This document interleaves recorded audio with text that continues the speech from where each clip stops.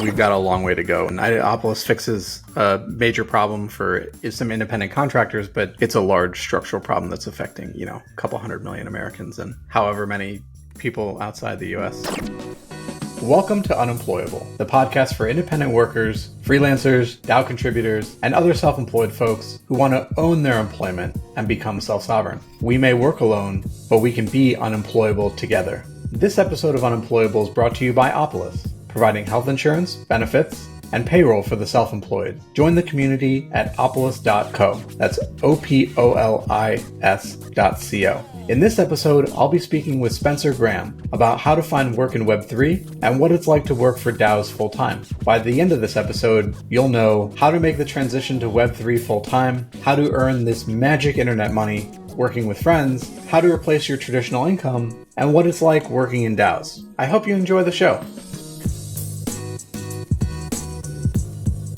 Welcome to Unemployable University. I'm your host, Joshua Lapidus, and today we're talking to Spencer Graham about Web3 life, how it all got started, what his transition was like, where he's at now. How you doing, Spencer? I'm good. I'm honored to be the first guest on Unemployable. This should be fun. Excited to get into it. I couldn't think of anybody else who was more unemployable than you. We'll talk about how that is no longer an insult.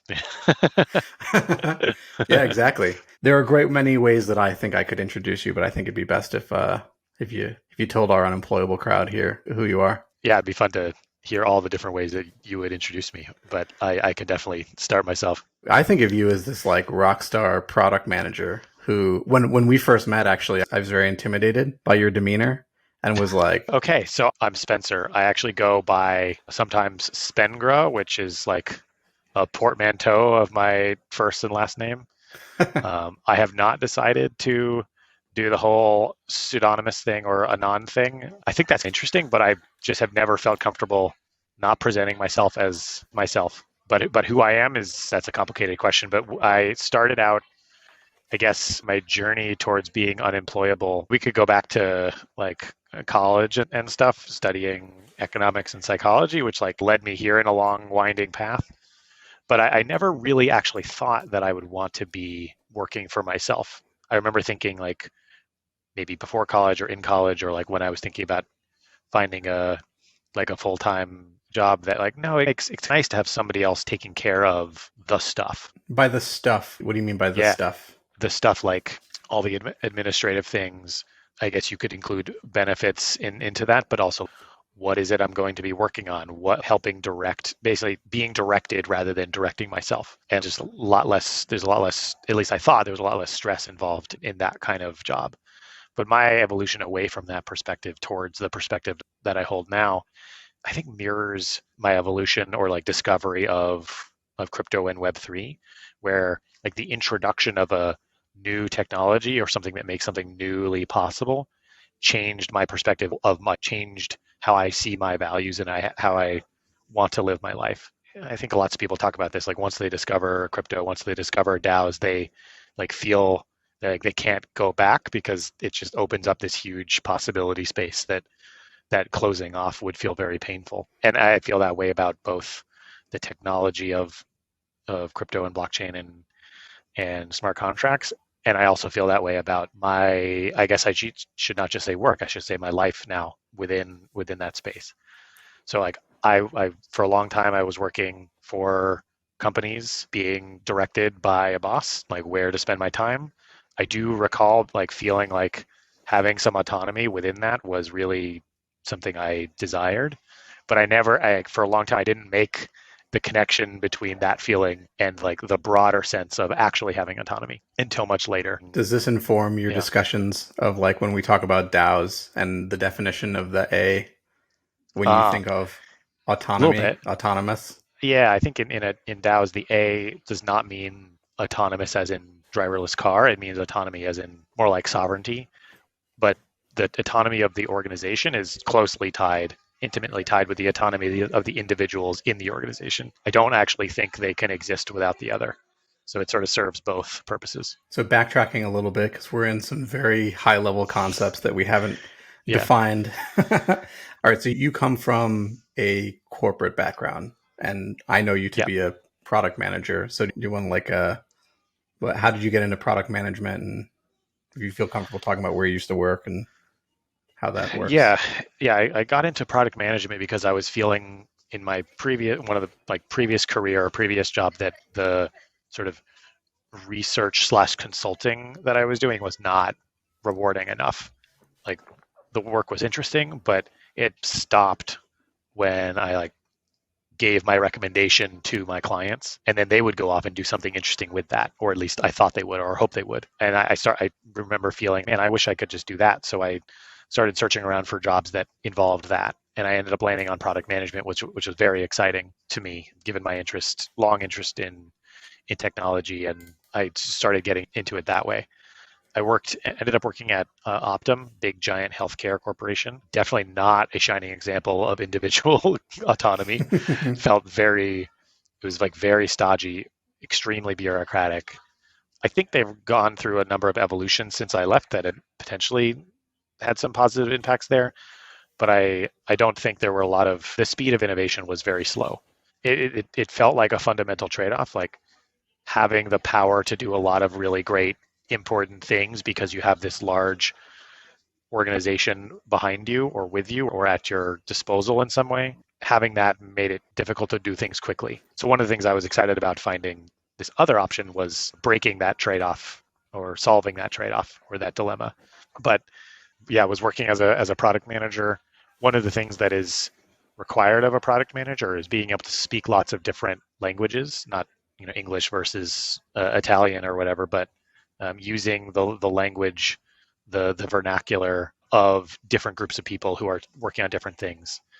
Business people speak a different language than developers who speak a different language, sometimes than designers who speak a different language than users, customers, etc. So it's like internal, like a translator. Yeah, being able to kind of exist in different circles and translate and connect across those and understand different perspectives. That is something that I have, over my career, if you could call it that, I think developed some skill and some enjoyment in doing. That's not unique to Web 2. There are product managers in Web 3. So what was your first experience working in? What was the first DAO you showed up and was like, hi, I'm Spencer? That was Raid Guild. I wasn't actively at the time looking for a DAO to join. I was actively looking for a way to do more within the Web3 space. At the time, I was still working at Optum. I had been personally enthralled with Ethereum and smart contracts and that kind of thing for a few years, just on the side as a hobbyist, mostly consuming content and learning and building up a knowledge base, but less so building stuff, getting involved and doing things. And I got put in touch with some people who were at Raid Guild and had heard about Raid Guild. And when I saw that as an opportunity of something to join, I was very excited because I could really start to build things. But what ended up happening is beyond just building things, I learned about a whole new way of engaging with doing stuff, engaging with work, engaging with complete strangers on the internet. And that was a huge inflection point for me. So it's fair to say that you did not get married to the first DAO that you met.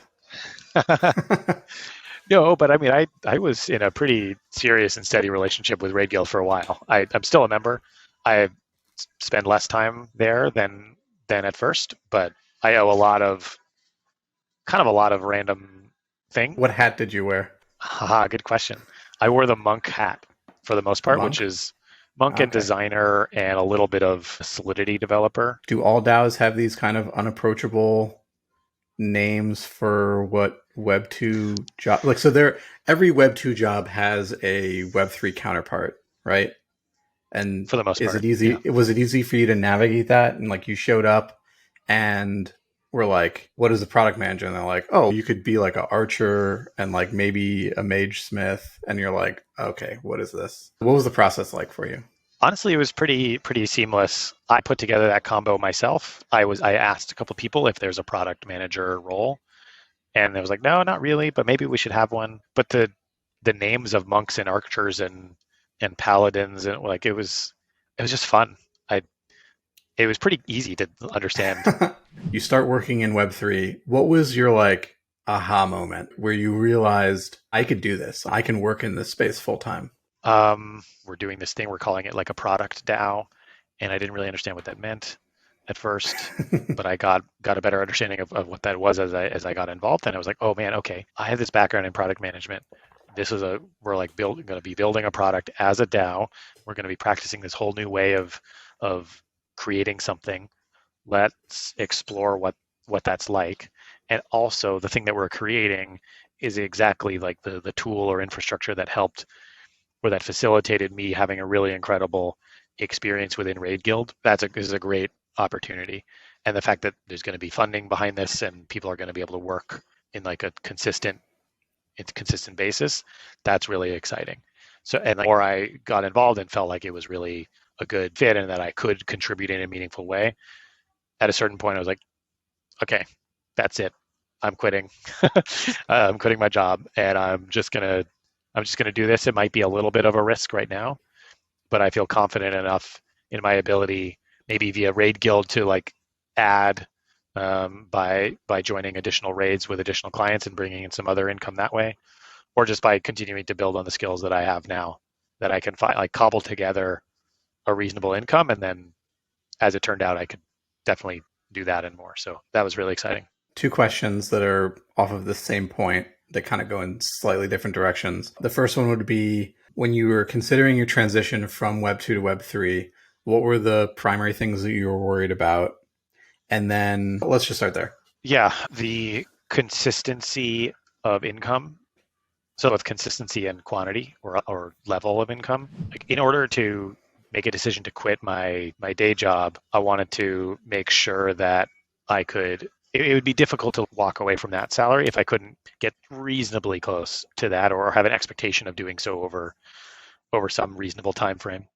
How long did it take you to get back to Good question. what your Web 2 salary was, if you have yet? No, I have. Yes. Maybe win for the good guys.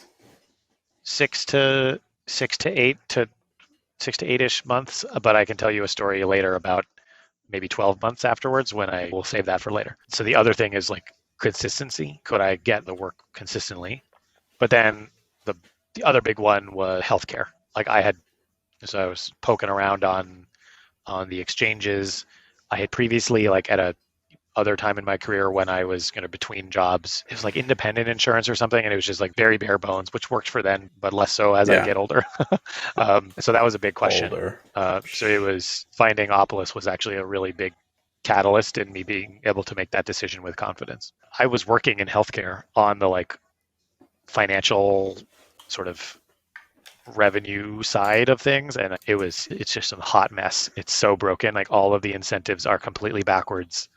And actually that was like realizing that, and then also learning about like Web3 and smart contracts and stuff at the same time was one of the things that got me most excited about that those new technologies, because I could, even back then, could clearly see how even if the technology wasn't ready, like they were like the first thing in a very long time that actually gave some kind of real structural change or created the promise for real structural change that could reorient all of the backwards incentives into more like correct ones. We've got a long way to go, and Opolis fixes a major problem for some independent contractors, but it's a large structural problem that's affecting a couple 100 million Americans and however many people outside the US. One of the biggest structural problems with healthcare is that it's tied to employment, and there's many reasons why there's many sort of problems within that, where that creates a lot of problems.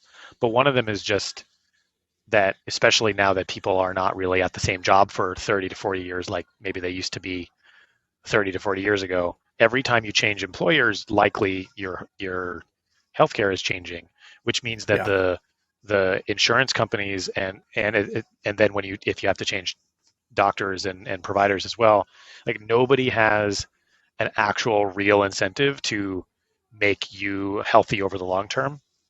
Right. So that's one of the factors that contributes to, we have sick care where we pay for when we're sick, not for preventing us from getting sick or getting hurt or being unhealthy, and not for staying healthy, which is what we should be doing.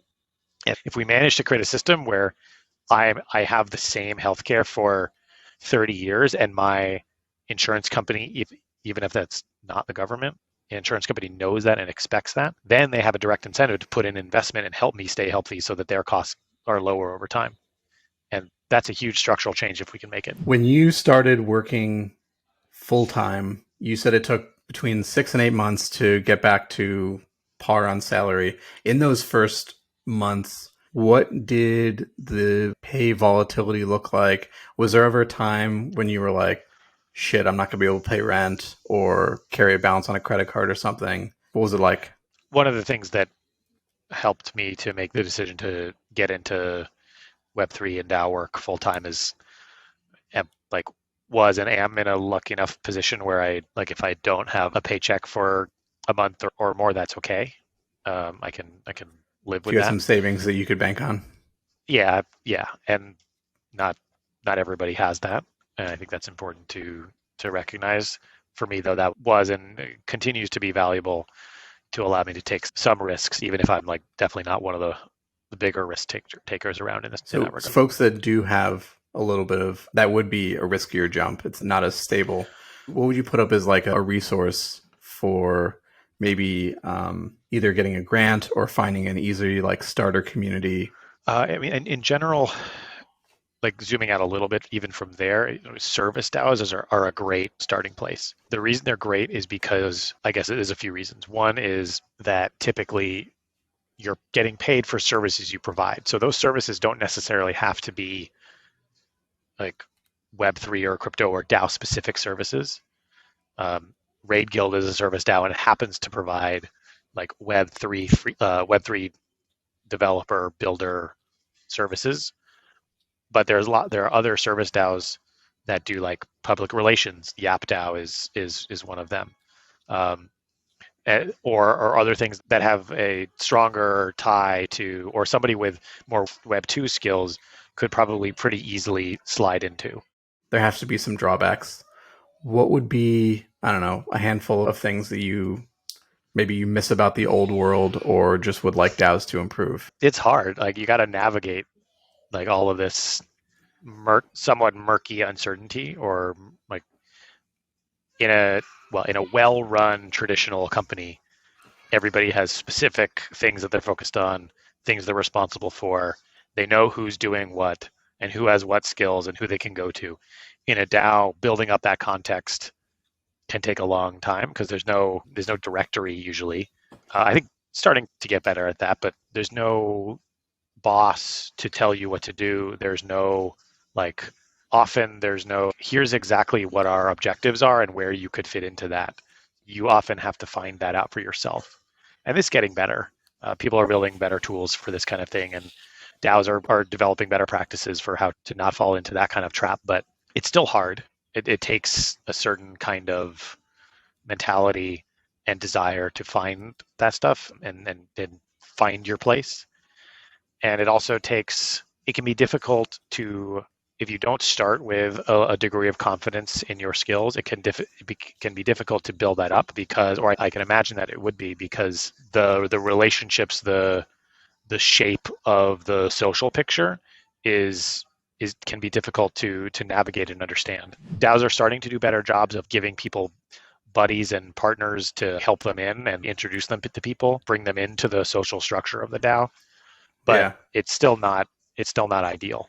We're gonna get much better at this over time, but right now it's a little bit challenging. So far, we've talked mostly about technical things and very technical people trying to navigate social situations that are a little bit more lateral. There's two sides of this question. Are there non-technical roles that are compensated or compensated well in DAOs? And then follow that up with maybe what is in the highest demand right now? That's a good question. The answer to the first question is absolutely. There's a huge emphasis on there. There's hope for you, Josh. Okay, excellent.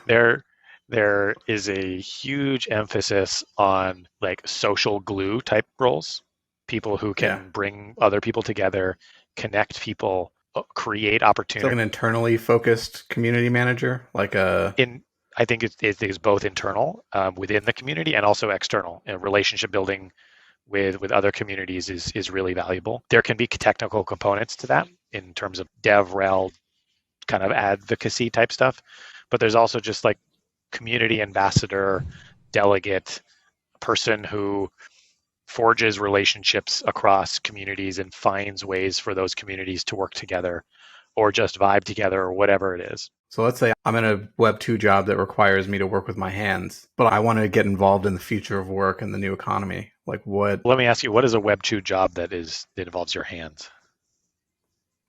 I don't even know. Or are you talking about like gig work kind construction work? Not even gig work, just like you, Okay. like a lot of what DAOs are, everything that we've just described and talk about is between Notion, Discourse, Discord, Zoom. Like all of it is to a degree interpersonal skills, at least for non-technical. All of it involves communications and Okay, so I think there's a really good reason for that it is the way things are right now, and that's because the technologies that we have that facilitate these new sort of structures and organizations are based in software, and they connect best to software, which is what is like that's the tool of knowledge workers. I think there are ways that we can start to connect these constructs to like the real world / meat space and like doing things with your hands, but it's going to take some time to build out the tools to make that actually work in the way that it needs to work. One of the things I'm working on now is the ability to like delegate to somebody else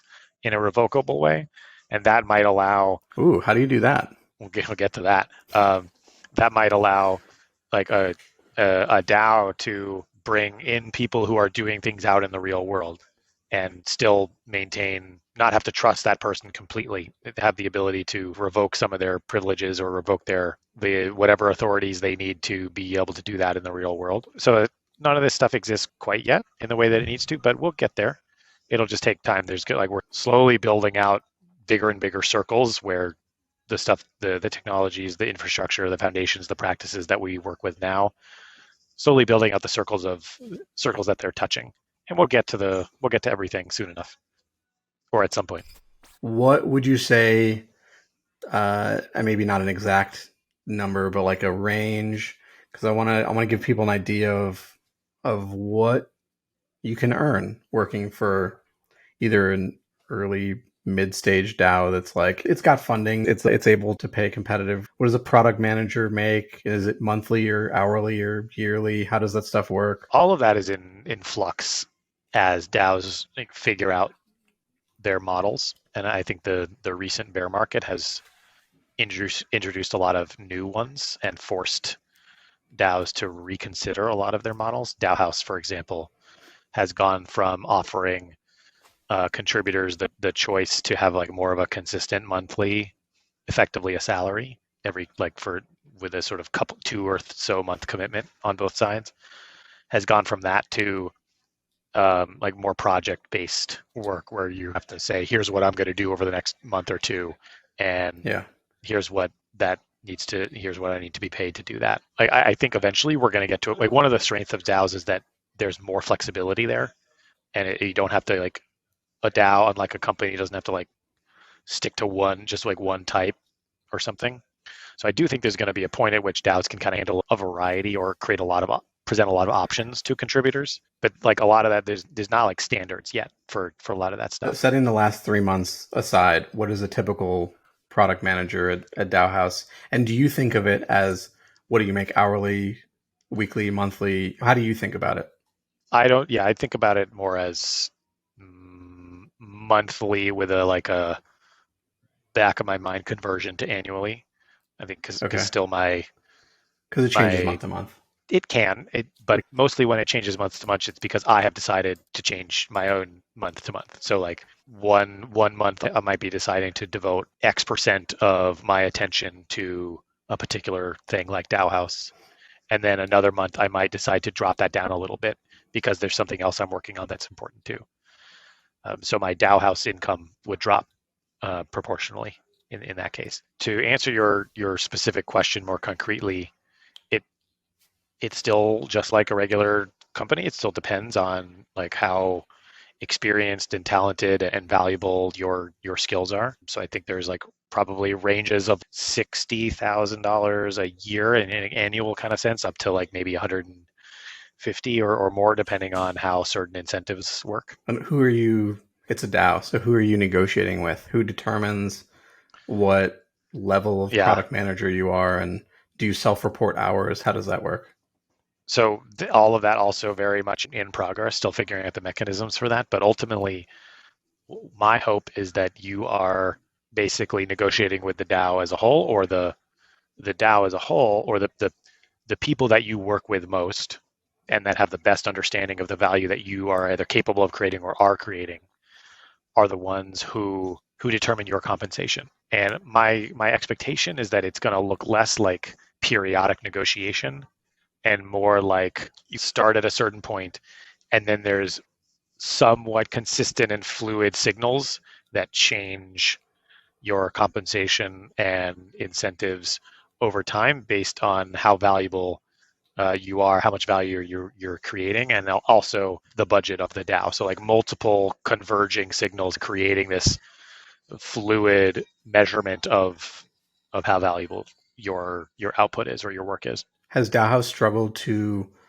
attract and or maintain talent because of this fluctuation, or? No, I don't think so. DAO has done a pretty good job of like very, very organically attracting some really talented people. Where we, I think, could do better is more actively trying to attract people with specific types of skills that we don't have great coverage on. We don't really do a lot of active like recruiting at this point. So like we tend to bring in people who sort of work with people that are already in DAO House. And so we get stronger at our strengths, but we have yet to figure out the exact process for strengthening where we are not very strong yet. Still figuring that one out. Got it. How very diplomatic. As we wrap this up, what's the best way for people to get in touch with you? Do you prefer Twitter DMs, Telegram, Discord? I'll probably back up my expression of Twitter as a great resource and say Twitter. I think that's a pretty good way. Oh, you want Twitter DMs? Or like public on the main? Tag you? Oh, yeah, maybe we end up going to Telegram or something later, but Twitter's probably the best place to start. Just at you. Okay, at Spengra. Just add him. And then where can we find out more about DAO House and Hats Protocol? Probably the best place to find out about Hats Protocol right now is also Twitter, at Hats Protocol. We probably will have some more places to go find out more at some point, but that's the best place to start right now. Okay. And then DAO House, now DAO It on Twitter, DAOhouse.club on the old internet. And there's links there to our Discord server for if you have any questions or interested in either starting a DAO or helping out and contributing. Thank you so much for joining us, Spencer. It was very informative. The Unemployables have learned a lot, and I'm sure we'll be following in your footsteps. Awesome. Thanks so much for having me on and jamming on all this stuff with me. Always good to talk to you, Joshua. Love it. See you soon, Spence. Thank you for joining me today as we got a little deeper into working in the ecosystem. The future of work is Web3, and we all need to be ready for it. At Unemployable, we'll be looking ahead to see what's on the horizon and bringing you top strategies for thriving in the new economy with freedom, flexibility, and peace of mind. I hope you got a lot out of this first episode and the conversation with Spencer. Be sure to subscribe to get notified when our next episode comes out. By the end of the season, you'll be able to call yourself a DAO expert, if there is such a thing. Over the course of this episode, we cover making the transition from corporate employee to self-sovereign worker, navigating working for multiple projects simultaneously, replacing your traditional income with Web3 compensation, and what it's like to work in DAOs full-time. I'm your host, Joshua Lapidus, an executive steward at Opolis, co-founder of Spork DAO, professional diplomat, and tenured professor here at Unemployable University. Till next time.